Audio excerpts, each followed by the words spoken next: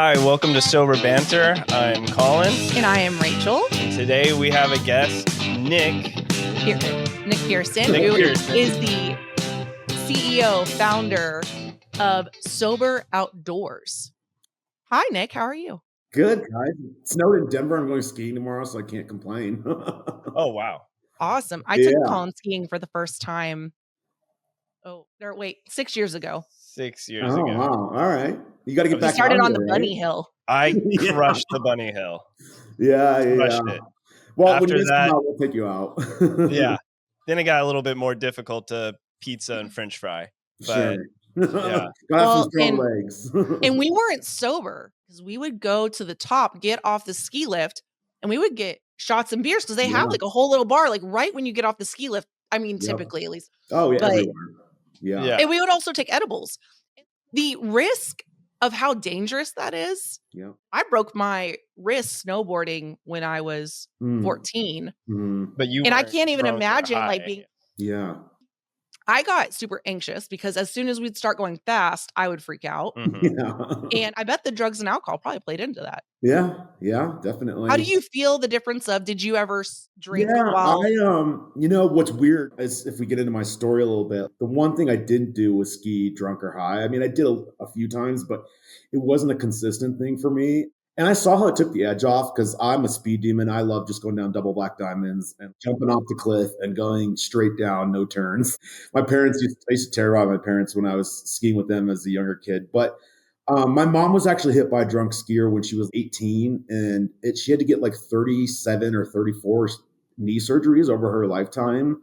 Wow. To like reset her knee every few years from this one accident. So I took it really seriously. Now, funny enough, I didn't take that to driving drunk as like, it's fine to drive drunk, but you just don't ski drunk, Nick. Yeah. It's strange how that impacted you like that. Like you said, you made that connection like, oh, wow, I'm never going to ski or do anything on the mountain, drunk or high. But like you said, goes into the outdoor world. You're like, oh, this is fine. Well, I think that's because you see it in real life happen. A lot of people with drinking and driving, they don't know anyone who's been hurt or been on the opposite end of the drinking and driving accident. Yeah. And it doesn't become real until it happens. So if you see your mom get injured by someone who was inebriated skiing, wow, this thing really happens. This isn't just some hypothetical. Did that stop her skiing career? Yeah, it ended her skiing career right when she was 18. She was a bomb skier when she was 18, from what I'm told from my father. It's hard to go skiing these days with folks on my friends because they don't see anything wrong with skiing and drinking, right? Yeah, I've probably put the fear of God in them and told them that story about 100 times about my mom, but they'll still do it. And they're like, well, Nick, it's scary because, I'm not, and then maybe you shouldn't be skiing if you're scared going up there and you need that boost of confidence. But, that's why at Sober Outdoors, we'll do things like ski days because people tend to go with their friends who drink a lot and they just get turned off by the whole ski experience. Pretty much anything in the outdoors gets turned off because everyone celebrates in some way or another, hiking or biking or cycling with a beer in their hand right at the end or during. And so it's nice to go ski with a bunch of sober folks like I am tomorrow. So then you don't really have to worry about anyone crashing or like anyone driving home drunk. That was another thing that I rode in some cars with some friends. And this does not seem like a good idea. We're driving back from the mountain. It's snowing. There's like a foot on the highway and we're 18 years old drinking beers, thinking we're like the badass bros. And in reality, it was stupid, right? When I look back at it. But, that's. But at the time, everyone else is doing it. Yeah, everyone's doing it. Yep. It was the cool thing to do, especially when I was in high school and in college, was growing up in Colorado and having the mountains right in our backyard. Skiing was built into the lifestyle here. It still is. And if you were a good skier and you also know how to party on the mountain, you were like the bro. I thought it was more challenging to ski sober because you had to be aware of everything around you. Well, you're really supposed to, because I mean, people do die. Like people die.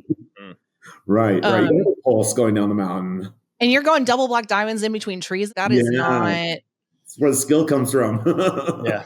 Oh my God. It's that terrifies me. I think Evan would love it. And I know I want to do it sober. I think I grew up going every other year. And yeah. Anyways. Anyway. So you've been sober since January 2019. Yep, I have been for so pre-COVID. pre-COVID. Well, yeah, your PC. just before COVID. Just before COVID. And I actually got stuck in Sweden when COVID started in the United States. And and so being out there sober within like a year of sobriety was absolutely horrible. But yeah, it's been a 6-year journey now, and I just celebrated the 6-year mark, and congratulations. Going into our 3rd year at Sober Outdoors. So that's like, I thought I started it yesterday. If you ask me, it feels like it started it yesterday. But looking it back on just kind of the wild ride, it's been, wow, there's a lot has happened. From my being in sobriety to just starting the company to selling my old company I had prior to Sober Outdoors, to the career that I've been in. It's just been a wild ride. It's been the best gift I've ever given myself. It's not my golden retriever who might hop on my lap at some point, but 6 years, I'm like, man, that's like, I'm getting old, because if I'm sober 6 years, that means I'm doing something right and I'm growing up and I'm getting old.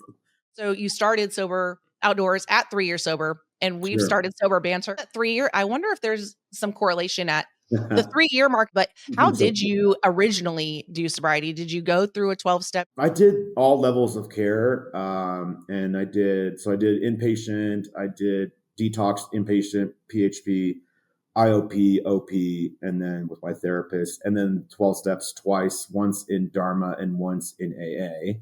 Ooh, Dharma's awesome. And then there's another program here in Denver called Mindfulness and Recovery that's even better. It just, I don't know, it gives me all the excitements. But so I did 2 inpatients actually, because the first time I got out of inpatient, I was like, I've got this. I was terrified, but I got this. No big deal. You go to rehab, you get fixed. I went to a bougie rehab here in Denver. And I thought I was fixed when I came out, and it was a weird time for Colorado because we were going through, I just remember distinctly coming out of rehab, and everywhere there being alcohol more than what normally there is. And the reason why is because Colorado changed laws while I was in rehab to where everywhere could sell normal beer. So I don't know if you guys know what 3-2 beer is, but that used to be everywhere. You can only buy real beer in liquor stores, right? So I get out of rehab, and every single store has on it these huge signs that say full strength beer, and beer was my jam. That was my go-to drug. And so it was hard for me to stay sober. I ended up relapsing pretty darn quickly, went to an all men's facility. And the rest has been history, really.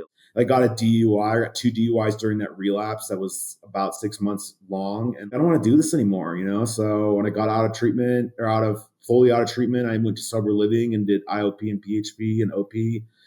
And then, I transitioned to moving in with one of my sober buddies who I met in sober living, and to living with him for a couple of years. I just was like, I don't want to do this again. This sucks. Rehab is not great. You're kind of in prison.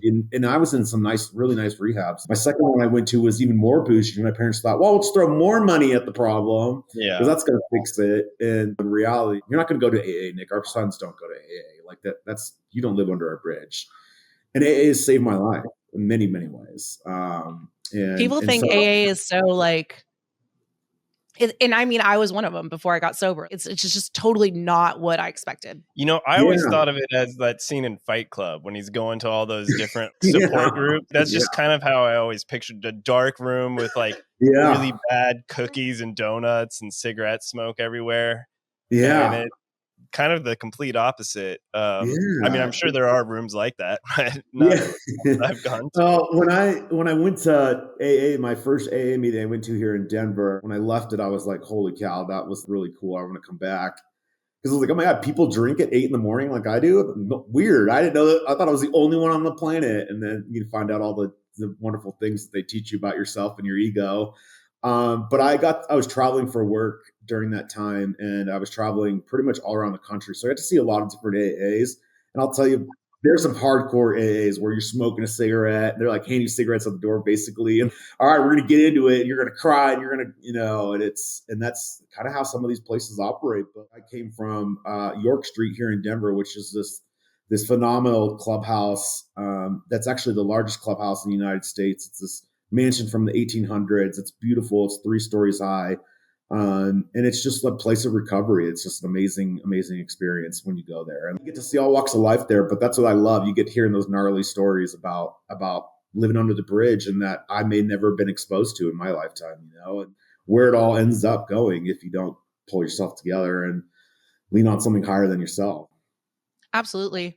And so for the outdoors part, There's something really powerful about the healing, especially I think in Colorado. Like Texas, we haven't been as many really serene, beautiful areas. Colin, he went to school in Arizona, and he's like, the mountains. Every time we travel to Vegas or Arizona, California, he's like, it's so beautiful. And we went to Sedona and Sobriety, and that was amazing. Magical. We went and signed up for a meditation in the vortex, which we're told this vortex, I originally thought it's a special spot in the mountains in a cave, but it turns out the vortex is kind of just everywhere. But I really do wish we had something more where we could do a little more physical. You got to drive pretty. Yeah, we're in Dallas, so there are places in Texas, but Texas is very big and spread out. And then you got to risk getting ticks and mosquito bites. Like I feel like in Colorado, how do you feel safety wise too about wildlife, animals, or emergencies when you're doing events of hiking or whatnot? Yeah, for me, it doesn't scare me because I've just been growing up here my entire life. We camped every single summer and tail ends of the season. And so, I mean, just last season, we had a bear the size of my car. I drive a Grand Cherokee for reference, walked through our campsite on a Sober Outdoors trip. And I was just like, everyone just don't move. Like, I don't know what to do. You know what to do. Do not run. That's all I know is do not run. And it just casually walked through our site. And it was just this amazing experience. But, honestly, the more things I worry about is people injuring themselves potentially, or potentially using on a trip. And that's happened before too. So it's not really the nature or wildlife or anything like that. It's about someone like falling on their butt and suing me or something. Because a lot of people, when they get fresh out of treatment and they're a few months or weeks into sobriety or even a few days, 68% of our client base is in their first 6 months of sobriety. And so they're biting at the bit to do everything. And they usually go on harder trips than they probably should be going on. And you do not need to be going on a 7-mile hike when you're withdrawing from opioids, buddy. This one guy. So how do you explain that to them? Do you have a nice way to be like, hey, how about we like push back, reevaluate? Yeah, we're actually introducing that for the coming months. We haven't in the past 2 years because we tried to make everything as accessible as possible. But I quickly learned what I thought was going to be this hardcore backpacking company. You're going to get sober out on the trail. It very quickly turned into like 3-mile hikes on the weekends, because we wanted to service everyone in all walks of their recovery, whether they're just sober today, this morning, whenever it was, or they've been sober for 30 years. And so we do want to make things a little bit more complicated for those more seasoned folks that come to us and want to be able to go on backpacking trips with, some of maybe they did 15 milers with their buddies, backpacking trips that took 15 days, but their buddies still drink and they don't have anyone to do it with. I'd love for us to be an outlet for them, or someone who's never backpacked in their life and wants to go on a 2-day trip with us. So it's just, it's people's mistakes that I worry the most about. Do you have more men, women, equal? I would say more women. I'd say almost 2/3 of our clientele are women. Yeah. Only thing I can chalk that up to is, I think women are just more, no offense, gentlemen, they're more go-getters when they're ready to get sober, and they're just like, F this, I'm staying sober. And I made a decision. And once I made it, it's done. So when they're getting sober, or they've been sober, they are more willing to try a lot more things. And one of the biggest challenges we run into is just getting people out of their comfort zones coming to us, right? Who wants to sign up with a hike with 25 strangers on a Saturday morning and you're sober and it's 9 a.m. You don't know a single person there and you have to go out and meet 25 people and put yourself out there and be uncomfortable in your own skin and all those things. And so we find that the women are just like, hell yeah, I'm here to show up and kick your ass, Nick. Excuse my language. So that's awesome. Yeah, I'd be scared I wouldn't be able to do it. What if I can't finish? What happens then? Yeah, do you just leave me and come back? No. It's a group effort. A bear? Yeah, a bear. I mean, we have bear spray for that. I mean, honestly, the woods are so safe. They're so safe. I mean, when's the last time you heard about someone getting mauled by a bear? I'd like to know how you came to wanting to start what you're doing now, because you did have a background in kind of outdoor activities and managing those things together. And as we said, around that 3-year mark, you kind of was like, you know what, I want to do something and give back. Yeah. So you sold the company that you did have to start this. So what led to that? So originally, Sober Outdoors was a professionals group in the outdoor industry. I work in the outdoor industry, or have my whole career, going on like 18 years now, which is insane, on the brand side of things. So think like North Face, Patagonia, Spider, that side of the business, working for them at corporate level.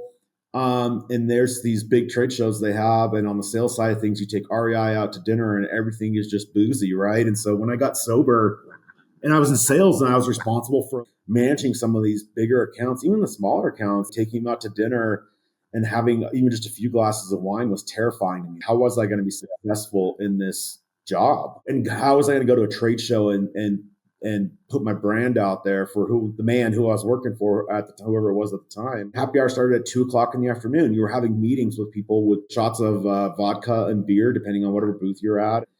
And I was scared to do it. So I started a professionals group, and I kind of quickly realized there aren't a lot of sober people on the professional side of the outdoor industry, or at least people that want to tie their name to an organization. I think it was more tying their name to an organization than anything, because I found a lot of sober people. And so the second iteration was the LGBTQ side of it, which I'm a gay man myself. I'm in the LGBTQ community, and I thought, that's a pretty underserved community, right? Like, let's get them outside. Let's help them in their recovery. And then I thought, even then, we did that for a short few months, and even that's too small. So let's just open it up to everyone. And at first it was, sober people. It's like, nope, we're still going too small. So sober curious folks, allies, everyone else in between. And so I'm lucky enough that I kind of took my knowledge of growing up in Colorado, the outdoor industry, working in it, owning a ski company prior to this, and then now doing this full time, being able to kind of do what I want, but also have the knowledge to put it together in a pretty easy way. Oh, I know all these great camping trails. Let's go hike on them and go camping on them. And that's all I have to do is just get people to sign up, and I get to go camp and be sober for fun and for work. Mm-hmm. Let's do it. So I have to ask then, because there's got to be a wild one. What's your wildest kind of story? Obviously not naming names, but do you have one where you were, whoa, wasn't expecting that on a camping trip? Or what was the wildest ride you had? Probably there's been some crazy ones with just people in really early sobriety going off on other people, sexes almost, like the newcomers versus the old timers. So that was kind of fun to sit back and watch. Is that an age thing too, or? It's an age thing as well. But honestly, in every one of our campouts, it's kind of funny. Mostly our campouts, our hikes, there's not enough time spent with each other for the old timers to start building resentments towards the youngins and vice versa. So let's do a 10th step campfire, guys. How was your day? Who are you mad at? I think probably one of the biggest things that have been a surprise to me is just mitigating some of the conversations that someone who this might be their first sober thing they've ever done ever. They've never been to an AA meeting. They've never been to anything. And they're, like I said earlier, typically people bite off more than they can chew. And then they come and hike with us, crazy sober folks. And we're talking about, oh my God, this time I stole my mom's wedding ring to sell it for some crack. And then I bought it back from the store so I could sell it again. We have these crazy stories, and it kind of scares people off to come back into it. And so I have to kind of almost hold hands with some of these newcomers that it's like, yeah, because a lot of people, they tell their war stories. That's how we connect, right? This crazy time in my life, and here's how I connected. Oh my God, you did that too? Cool. And now let's go finish this hike together. And some of the newcomers, they're just like, what did I just get myself into? Oh, trust me, I know you went to that liquor store at 8 a.m., sweetie. Like, in time, you will tell us. So, and the bear, that was a good one that we've come across. That was a pretty scary one, because that was the first time I had encountered an animal when when people weirdly look up to me on the trips, and I'm like, you guys, I'm just a normal dude. I was not even a Boy Scout by any means. Like, I just know how to camp from my own thing. So camping with 20, 25 people and having bear come through, all I know is don't move, because if all my other friends were there, they'd all be running and screaming too. So the activity so far just been in the Colorado state, or have you tried to? So we've got a Portland chapter, and then we've got a Boston chapter, and then an Austin chapter too. But Austin is more indoorsy stuff, so they haven't really quite taken over our name yet. Okay, like indoor rock climbing type? Indoor rock climbing and things like that, yeah. Okay, I know that's big here, because we don't have a lot of mountains, but we have a lot of rock climbing gyms here in Texas, and Austin's got a lot of bike trails and lakes where you can go canoeing and stuff. Yeah. So, and we would like this to be a national program of some kind. Now, we know in Ohio, you can't exactly like in a cornfield go, but we're going to try and like make it the best for You go everyone. ice fishing. You can go ice fishing. It's true. You can across, and I've always wanted to go, even though I hate fishing, but I think there's something cool and peaceful about sitting on some ice, freezing your tail off. I never would have thought that was cool years ago. But yeah, so we've got really 4 chapters. The majority of it all happens here in Denver because we've got really the big backyard here with all everything you possibly want to do in the outdoors. So I'd love to see Seattle open up. Even like Albuquerque and other parts of the country open up with other chapters too. It's just hard to manage some of that all from Denver because I'm doing my thing here in Denver. We've got ambassadors learning their thing out in Seattle or Austin, wherever they might be trying to like build a chapter. I've got some marketing money for you, but you got to hit the ground and go out and pass out cards and try and get people to these events. So it's an interesting ride. And we've worked with another organization called LGBT Outdoors that is actually very similar to our setup of our organization with ambassadors and things like that. Right now we're focusing on partnerships to be able to grow some of our offerings here in Denver and then replicate that. So think of like nature-based therapy hikes, but that's not every hike. It can be ones that you want to go on. Maybe you want a therapist-led one. We do already on the back end of Sober Outdoors help people find treatment as kind of not of our pastime. It's part of our business that I didn't know was going to be a part of our business, but we probably help 3 to 5 people find treatment a week. So, awesome. Yeah. So really what that looks like is our community outreach folks like picking up the phone and being like, do you have a bed available? And if we want to get more funding as an organization, we need to have credentialed people picking up the phone and being like, hey, do you have a bed available for my client? Around the HIPAA things and so on. Did this start off as an organization, or how did you really start this off? Because even we as a podcast, do we want to go nonprofit? Do we want to do organization kind of thing? It was to like get people together in the professional standpoint, but like I just wanted to go grab coffee with strangers, right? That knew what it was like to be sober at like one of these outdoor events where people are, Patagonia has a booth bigger than my house and it's all closed off to the public and so on. But it was a hobby. And then, I was working for a sunglass company up until September of this past year. And each time I've come across a moment of growth with Sober Outdoors, it's been like, when I first started it, my therapist was like, Nick, if you don't do it, it's never going to happen. So you might as well just do it. My therapist told me to do this podcast. So I mean, it's funny how. Yeah. And then, the next iteration was my friends kind of telling me like, no, like you need to do this, like make it bigger, open up Portland, open up here, like, and just kind of grow it as naturally. I was going to ask, how's the support from friends and family when you said you wanted to do this and transition? My dad he's still a little like, you need to go work a real job, but he's so supportive of it that like he sees the success that we've had. And, I have people come like, initially, like he would come to some of my events and he would just see how excited people were to be there, how something like as small that I put together has like 25, 30 people showing up to it. I put together my first actual sober outdoors event, and it was a hike. And I remember like 17 people showed up and I was literally cussing myself. How do these people find me? On our website, we had like 300 people see us in like 2 months. How did they find me on social media? I have like barely 100 followers.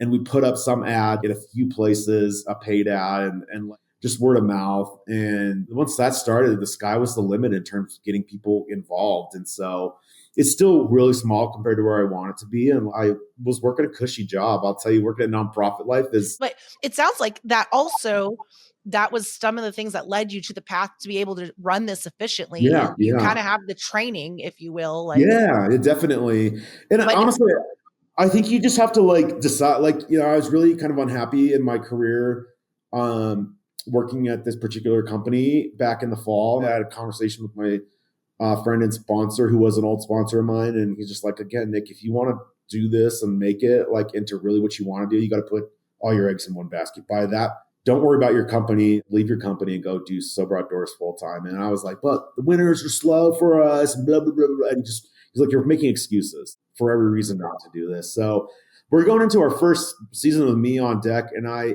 literally work 7 days a week. nonprofit life is so much more busy than corporate America. Sometimes I look back and I used to think I worked a lot. No. Like, now I'm on my phone like 24 hours a day. Like, yeah. And thank gosh I've got staff around me. Lori, who handles a lot of my like PR stuff, for example, she just is so great. She's able to. All right, Nick, here's what you need to know. She's like, I have 30 minutes with Nick. This is all I get with him for the next 2 days. And then he'll be out the door with partnerships. Or I speak at a lot of treatment centers here in Denver. And it's amazing. I love it. I absolutely love it. Like just being able to go to detox centers where I've detoxed and speak to people and be like, look, guys, I was a punk when I was in here and I never thought I'd run a nonprofit. Especially one that helps people get outside. That just seems like way too much work. I'd want something super lazy where people just give me money. But, here it is. I'm like doing this and seeing these people that really are struggling in that moment, and they kind of see you in their eyes and they're like, oh my gosh, like I can get sober, like it is possible. I'm seeing real life putting of it. I remember I did some service work at a detox center literally a year to the day that I went to treatment. This was my first day sober in my entire like adult life. A year later, I went to this detox center and I was like, you guys, it's real. And seeing that on those people's faces was like, one day I need to give back more than just like coming and doing a service. And here we are, like just trying to change some people's lives, one outdoor adventure at a time, Oh, that's awesome. Now that you're 6 years sober, what has changed throughout your sobriety of what you do now to kind of stay sober? Because we're only 3 years. That's a long time, guys. Yeah, but we've gone through, dips and changes of how I found a good routine of going to the gym and going to meetings and seeing my sponsor about twice a month. I've gotten into such a good routine mentally and physically. And I was just curious to you, what do you do to stay kind of in that space? Yeah. A lot of the work I do just in my day-to-day helps me stay sober. And like my program has become pretty laxed. I'll just be honest. That's full transparency. And I would say just like something that I've learned over the years, it used to be the small things that would trip me up in my sobriety. And then it became the big things that would trip me up, right? And so the 3-year mark, the 2-year mark, whatever mark I was kind of crossing, and trust me, I've come real close to the bottle multiple times, like really, really close. But I've had friends and family to be there like, no, don't do it, Nick. And here's how we're going to keep you away from that. But it's just like not learning how that life's going to happen, and it's going to happen when you least expect it. 2 years ago, I was celebrating a milestone and lost my job. 2 days later, after I broke up my boyfriend, 2 days later, self-induced overdose. Like in like 6 days, 3 horrible things happened.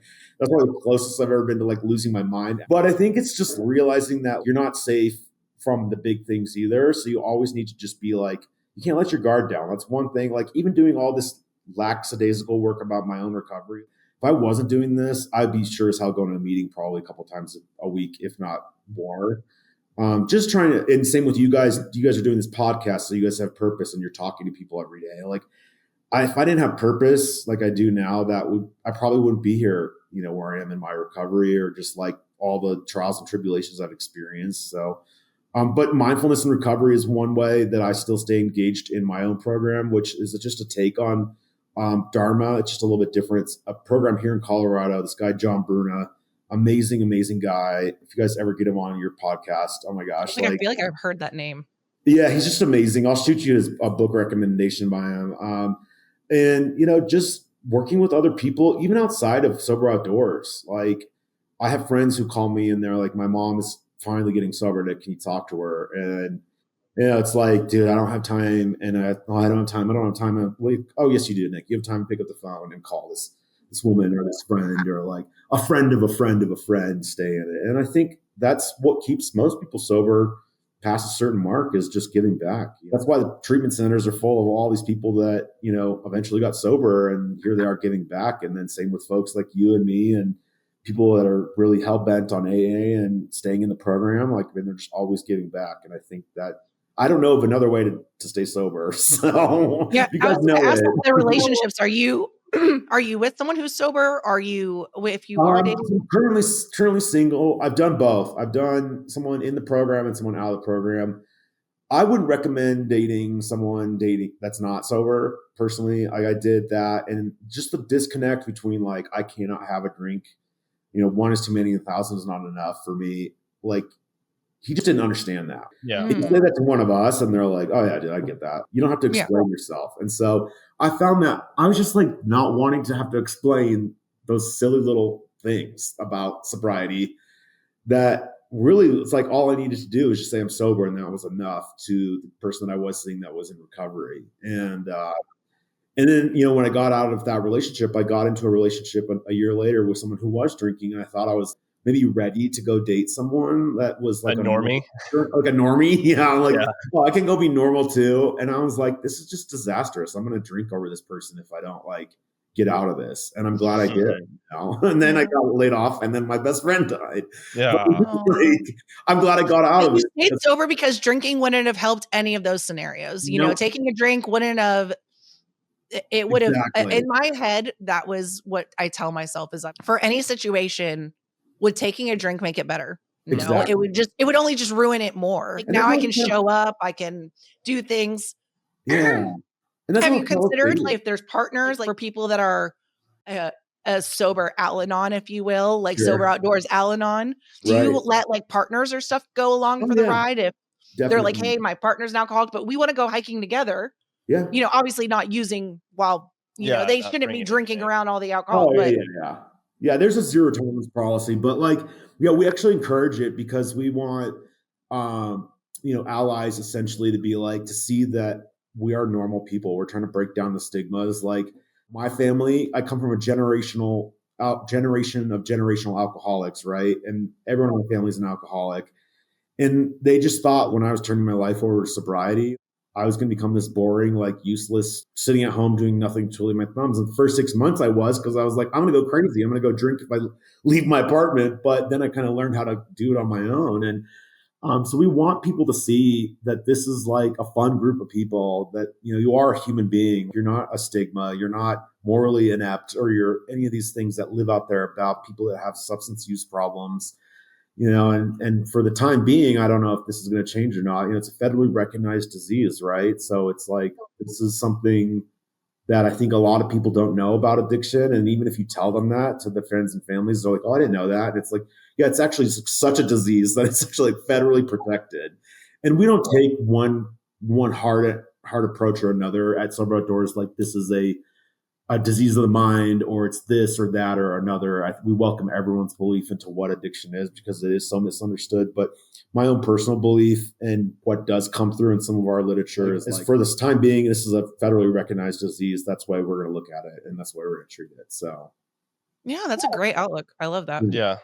So I think that's cool that you let partners go along, because I think we're kind of an anomaly. Most people either one gets sober or one doesn't, or how we were drinking buddies that got sober together. Again, how that happened is 1 in a million, guys. It's meant to be. It's very. I like the name Sober Ally. I really, that's stuck in my. I'm like, man, that's such a good. Like, that's what you want to be. I'm an ally if you need it. You know, I'm here. And it's funny because you probably get to the outdoors and you're not really thinking about being sober, not being sober. Like, it's just you're able to be in the moment. Yeah. Do you do meditations and stuff on the?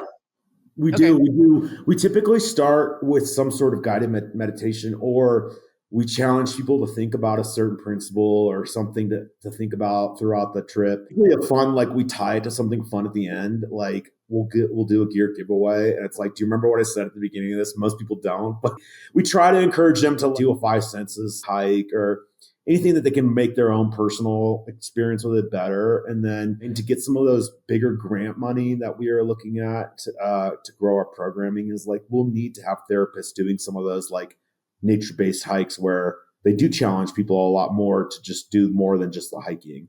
And I think that it will actually really resonate with people, because everyone I've ever talked to that's done therapy and they've done it outdoors, which my therapist used to take me on walks all the time. I was like, dude, I wanted to go on a walk every time I went to therapy, and she wouldn't let me because it would be snowing outside. But I thought that was amazing. And like, why can't we offer that back? Obviously, it's not going to go on 5 hikes a week or 5 hikes a day, but like, how can we make a group therapy or something like that into like a more accessible thing for people? Because one, cost is a barrier for therapy.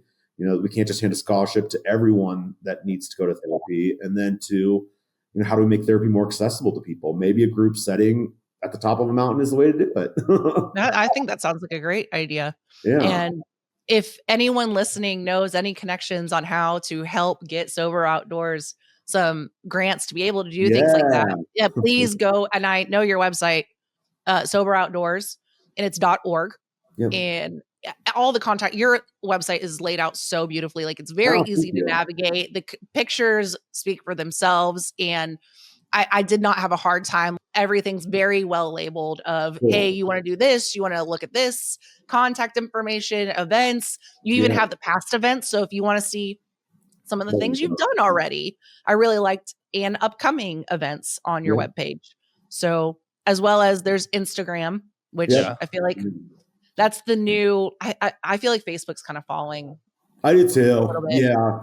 But it's weird because we get a lot of people my age. I'm 36. I thought 36-year-olds didn't use Instagram and stuff, let alone Facebook, but they do. 36.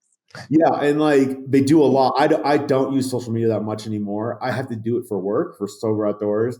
But the amount of people my age that still use Facebook blows me away. I'm like, what are these? Because they'll reach out to me for all sorts of questions and like, and I'm like, who? Like, what 38-year-old that loves like everything I love is still using Facebook? And people do, man. I mean, I think there's still a market there. And, now we just have to figure out how to use some of those other social media tools that are a little like controversial, but like, if we ever decide to go down that path, like we've had multiple people ask me, are we on Blue Sky? And I'm like, I didn't know what that was until like a week ago. And I just, I just made a Blue Sky and I'm like, I don't know what this is. And I'm just already, you're like, it's another one.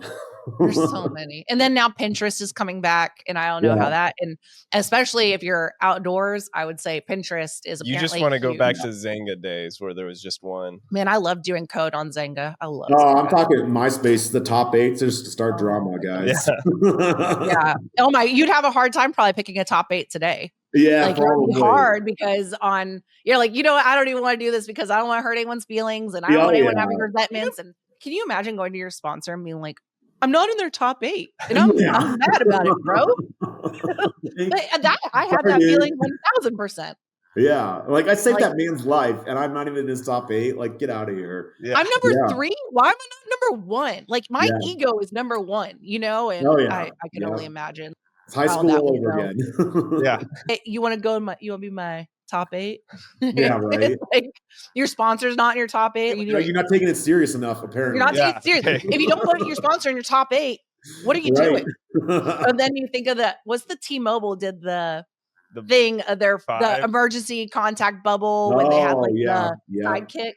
Well, there was the My 5 or something. My 5, I think. Yeah. I'm glad that life isn't about hierarchy anymore. It's very. There is this. I don't know about that, but yes. Well, I just like, or at least I don't feel. Even when we get messages or Instagram of anyone who like reaches out to come on the pod, it's like, we want to boost whoever because they're helping. Like helping. It's all. I don't look at it as like, I'm competing against like this recovery podcast or event. Like I'm like, no, go do it. Go you. Like I'm for it. I'm for it. I mean, so it's a really nice turn. On an ideal day, me doing less events outside and people naturally finding their groups within our group and them going on their own campouts is the most beautiful thing to me, right? Like they meet their community through an event of ours that likes going outdoors. And then suddenly we don't have to like do any of sort of the pulling people together on a Saturday, So we've got like a member side of our website that folks actually, it is kind of like social media now since we're talking about it. Like it's just a platform we use called Mighty Networks, but it interacts similar to social media. If you go on a hike and you want to meet up with that person later, go meet them. Because if it means less work for me, that's better because it means I get to focus on other things I want to do. Exactly. Well, and it's the same like when I get a sponsee and I'm like, hey, if you ever want to get it's not going to hurt my feelings. The most important thing for me is that you are staying sober. So if that means that it's not with me, our schedules don't align, that's fine. And people get so weird about it. They're like, I don't want to, listen, if you're finding a time that you can go hike with someone and it's beneficial for the both of y'all to stay sober, do it. And I love the positive support versus I've been in other works of life where it's all like better than versus let's just all group and help. And that's what I love about the sober community. So I was going to say, I didn't know, like, I'm sure you guys find the same thing. Like I'm on a lot of partnerships calls every day, and we're just trying to find or partner or be a better partner to our existing partners. And it's just so easy and fun to talk to people in the industry because we're all in this game, whatever we want to call it, to help people at the end of the day. Like, that's the goal. Sometimes I'm pulling my hair out and I'm like, I have to remember I'm doing this for the one end goal of like helping that person stay sober another day. And I'm like, when I get the days over, I'm like, so effing worth it. Like, you know, and I think everyone feels the same way in the industry, you know, I wouldn't call this a treatment industry or the support industry. We're going to be this weird quasi, like, go to therapy at the top of a mountain, but also we're not going to do that because you can do this. Like, still don't know what our game plan is. But, you know, I love talking to other organizations, even if they're similar to ours in some way or another. There's a few others that are kind of similar to ours, but they're very location-based, just in their one part of their country. And so, but, like, there's no competition here, right? Like, we're all in this to help each other. And, like, why would I want to compete with you? Trying to compete for what? Donor dollars? Like, that seems pretty like unethical, in my opinion, you know? So, like, let's try and help this person, whether they like painting at an abandoned strip club versus going hiking. I don't know. Like, we had one of those. We had that. I went to a sober event that was an abandoned strip club, painting at an abandoned strip club. It was really cool. Wow. Like, a very specific example. Yeah, very specific. I know. I kind of forget about it till it's times like these that I'm getting interviewed or something comes up, and I'm like, yeah, I've done that. Like, literally sat there in an empty. Probably hard to repurpose that building for anything else. Exactly. So it's like, I mean, strippers get sober too. Am I right? It'd be hard to move a Chase Bank, you know, in that building with poles. All over the place. So let's make it a community center, because why not? Yeah. I mean, just, you know, all we're doing is not drinking. We can do anything in the world we want. Exactly. We just don't put alcohol in our bodies anymore. You know, and it's cool how that works. Well, thank you so much for coming on, Nick. Please, all links are in the bio. If you want to contact him, again, soberoutdoors.org is the best way to reach you. And I mean, it has a lot of contact information on there. No, it sounds awesome. And if you even want to just go look at the events coming up, there are awesome pictures. It's going to tell you, maybe you can go fly out to Colorado and do one. Yeah. We have family in Colorado, so we might have to come stop by. Yeah, we have family in Denver area. So. If I can finally get healthy, that would be cool. Yeah, get healthy and then come out to Denver. I'll take you guys on a sweet trip. I was like, that'd be so our cool. 5-year-old would be, he's the outdoorsy. Yeah. Like, he rock climbs the big ones. He loves the indoor rock climb. I will have a heart attack. That's hard work, dude. That's hard work. So good on him. Good on him. No, he has no fear. And he's also, he really likes what is it? Belay? What do you do when you rappel down? Belay. Yeah. And he really likes it. And I took him to one place, and when he got to the top and it was time to belay, they lowered him down really slowly. And he got down. He's like, that was really slow, Dad. Mad at the person who let him down because he wanted it faster. Yeah. And I was like, oh, I don't want to tell you. Yeah. Evan, he's definitely an alcoholic. Like, I'll go ahead and put it now. And he is one is not enough for this child, like, of anything. Well, he's got some good parents there, so and all or nothing. Yeah, exactly. Well, we tell him, you know, mommy and daddy don't drink anymore, and we don't have alcohol because Colin's parents do drink. And we explain, you know, I never thought I'd have to explain to my son. I thought he'd always know what a bottle of Jameson would look like, because that was our life. And it was almost his name. We were going to name him Jameson after Jameson. And, you know, thank God we went with Evan. Yeah. So that was our secret bootleg drink we like to have from Evan. Well, we thought Jameson Casey sounded like a good name. Yeah. And, Evan Casey is so much better. And and again, we're very thankful to be sober. We're thankful to connect with you. And absolutely, guys. If you have any other questions, I was like, I'll put everything in the link below so they can contact you. If you have any Colorado listeners too, if you have any Grant friends, because sober friends have friends, let's get Sober Outdoors to expand and get the connects they need. So that's awesome. Thanks, all right, guys. I'm going to end recording. Thank you so much. End recording.